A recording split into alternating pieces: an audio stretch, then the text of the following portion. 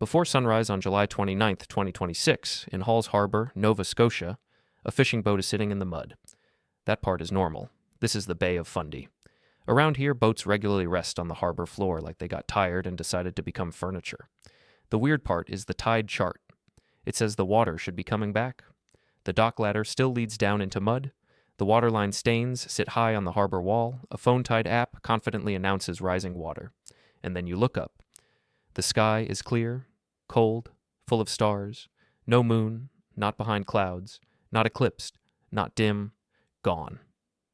A harbor worker checks the app, then the chart, then the sky, because humanity will absolutely troubleshoot a missing celestial body before accepting the obvious. Maybe the app is broken, maybe the weather is weird, maybe the moon forgot to come to work, but the app is not broken. It is doing math for yesterday's universe. Tide tables are not commands given to the ocean. They are predictions based on rhythms, Earth spinning, the moon orbiting, the sun pulling, coastlines shaping the result. And in that rhythm, the moon is the big drummer. The moon's gravity creates the larger part of Earth's tide-generating force. The sun helps too. Its tide-generating pull is roughly about half the moon's, but the moon is the main reason the ocean has this familiar pulse. At full and new moon, the sun, Earth, and moon line up, and their tidal effects reinforce each other. That gives us spring tides, higher highs, lower lows, the dramatic version of the ocean breathing, which is exactly the kind of moment Halls Harbor is built to notice. But if the moon vanished, the tides would not simply turn off, like someone pulled a plug in the Atlantic. The ocean already has motion, water has inertia, the sun still tugs, winds, pressure, currents, seafloor shape, and coastlines still matter. And the Bay of Fundy is not just a bowl of water, it is a giant natural amplifier. Its shape and depth help the tides slosh in a rhythm, like pushing a swing at just the right time. That is why Fundy tides can be so enormous. The bay is geography playing along with astronomy. Remove the moon, and the old pattern breaks. Not no water ever comes back. More like the schedule loses its lead instrument. The tide clock on the wall still points with confidence. But now it is less a clock, and more a guess, wearing a serious face. And this is the midpoint of the mystery.